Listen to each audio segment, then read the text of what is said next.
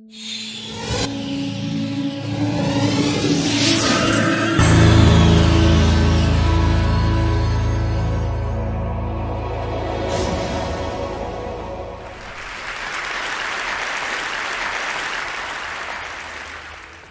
afternoon. There's a medical revolution happening all around us, and it's one that's going to help us conquer some of society's most dreaded conditions, including cancer. And the revolution is called angiogenesis, and it's based on the process that our bodies use to grow blood vessels. So why should we care about blood vessels? Well, the human body is literally packed with them, 60,000 miles worth in a typical adult. End to end, that would form a line that would circle the Earth twice. The smallest blood vessels are called capillaries. We've got 19 billion of them in our bodies. And these are the vessels of life. And as I'll show you, they can also be the vessels of death. Now, the remarkable thing about blood vessels is that they have this ability to adapt to whatever environment they're growing in. For example, in the liver, they form channels to detoxify the blood. In the lung, they line air sacs for gas exchange. In muscle, they corkscrew so that muscles can contract without cutting off circulation. And in nerves, they course along like power lines, keeping those nerves alive. And we get most of these blood vessels when we're actually still in the womb. And what that means is that as adults, blood vessels don't normally grow, except in a few special circumstances. In women, blood vessels grow every month to build the lining of the uterus. During pregnancy, they form the placenta, which connects mom and baby.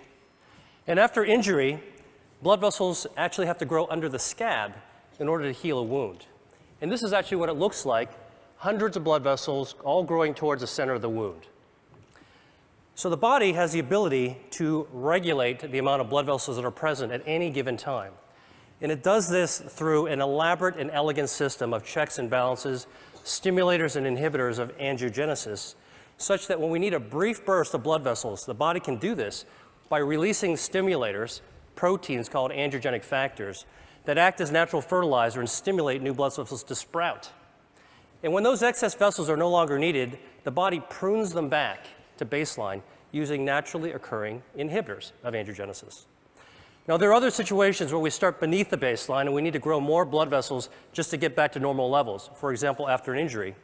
And the body can do that too, but only to that normal level, that set point. But what we now know is that for a number of diseases, there are defects in the system where the body can't prune back extra blood vessels or can't grow enough new ones in the right place at the right time. And in these situations, angiogenesis is out of balance. And when angiogenesis is out of balance, a myriad of diseases result. For example, insufficient angiogenesis, not enough blood vessels, leads to wounds that don't heal, heart attacks, legs without circulation, death from stroke, nerve damage. And on the other hand, excessive angiogenesis, too many blood vessels, drives disease. And we see this in cancer, blindness, arthritis, obesity, Alzheimer's disease. In total, there are more than 70 major diseases affecting more than 1 billion people worldwide that all look on the surface to be different from one another, but all actually share abnormal angiogenesis as their common denominator. And this realization is allowing us to reconceptualize the way that we actually approach these diseases by controlling angiogenesis. Now, I'm going to focus on cancer because angiogenesis is a hallmark of cancer, every type of cancer. So here we go. This is a tumor, dark, gray, ominous mass growing inside a brain. And under the microscope, you can see hundreds of these brown-staining blood vessels, capillaries, that are feeding cancer cells, bringing oxygen and nutrients. But cancers don't start out like this. And in fact, cancers don't start out with a blood supply. They start out as small, microscopic nests of cells that can only grow to 1/2 a cubic millimeter in size. That's the tip of a ballpoint pen. Then they can't get any larger because they don't have a blood supply, so they don't have enough oxygen or nutrients. And in fact, we're probably forming these microscopic cancers all the time in our body. Autopsy studies from people who died in car accidents have shown that about 40% of women between the ages of 40 and 50 actually have microscopic cancers in their breasts. About 50% of men in their 50s and 60s have microscopic prostate cancers. And virtually 100% of us, by the time we reach our 70s, will have microscopic cancers growing in our thyroid. Yet without a blood supply, most of these cancers will never become dangerous. Dr. Judah Folkman, who was my mentor and who was the pioneer of the angiogenesis field, once called this cancer without disease. So the body's ability to balance angiogenesis, when it's working properly, prevents blood vessels from feeding cancers. And this turns out to be one of our most important defense mechanisms against cancer.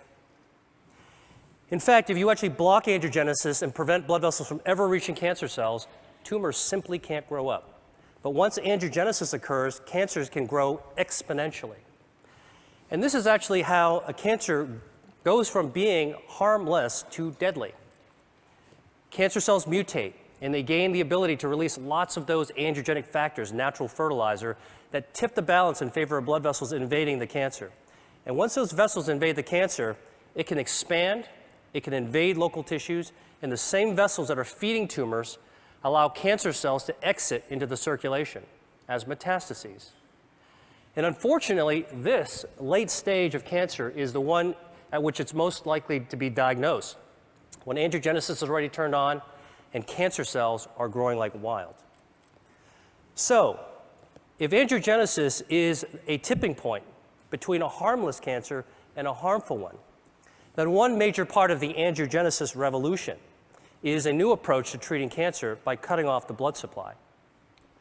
We call this anti-angiogenic therapy, and it's completely different from chemotherapy because it selectively aims at the blood vessels that are feeding the cancers. And we can do this because tumor blood vessels are unlike normal healthy vessels we see in other places of the body.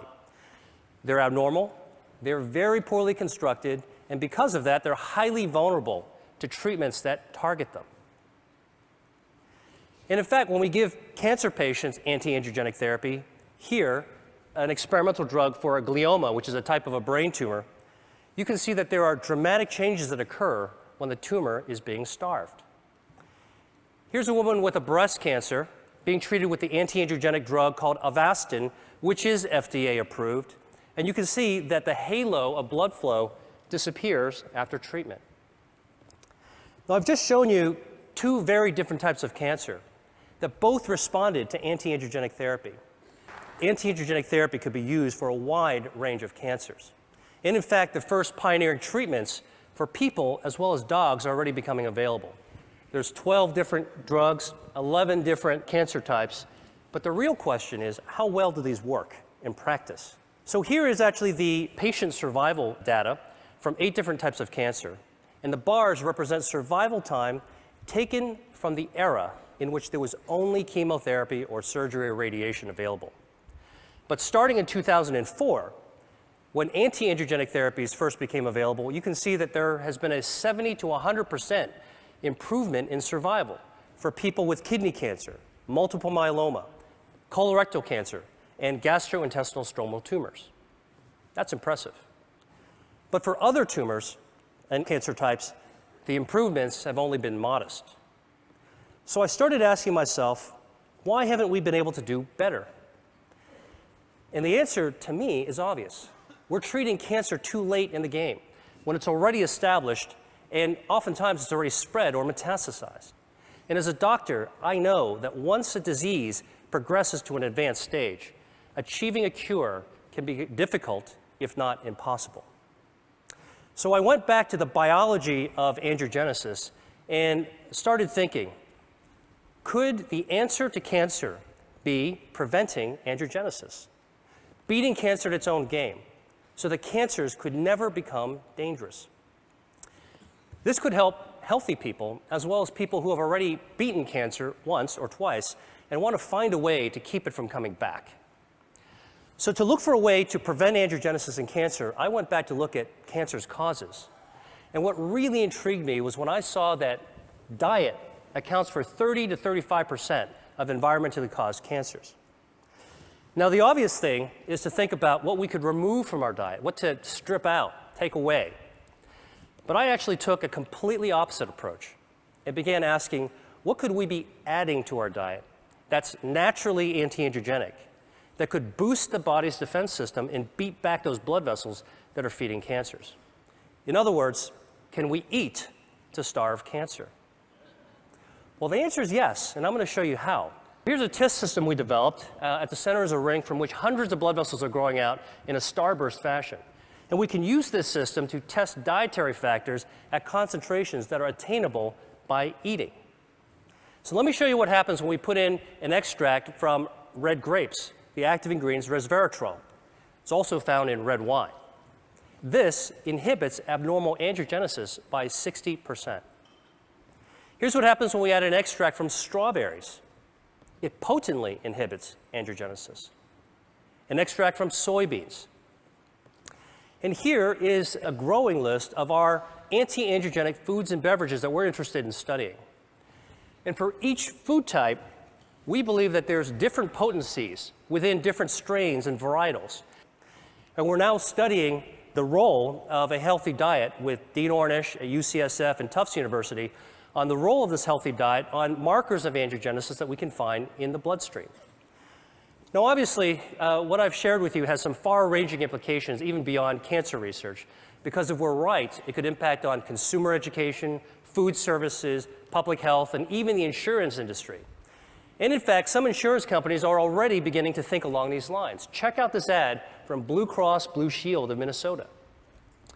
And for many people around the world, dietary cancer prevention may be the only practical solution, because not everybody can afford expensive end-stage cancer treatments, but everybody could benefit from a healthy diet based on local, sustainable, anti-angiogenic crops. Now, finally, I've talked to you about food, and I've talked to you about cancer, so there's just one more disease that I have to tell you about, and that's obesity. Because it turns out that adipose tissue, fat, is highly angiogenesis dependent. And like a tumor, fat grows when blood vessels grow.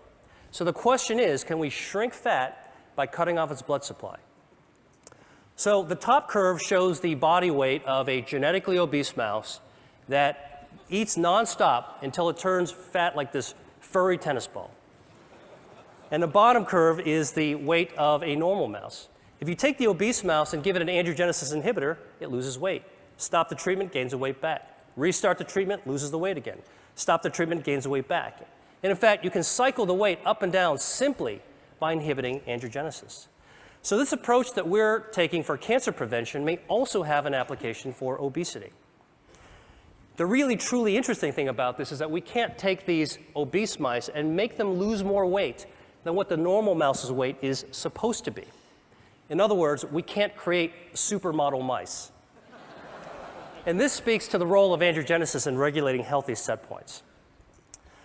Albert Szent-Györgyi once said that discovery consists of seeing what everybody has seen and thinking what nobody has thought.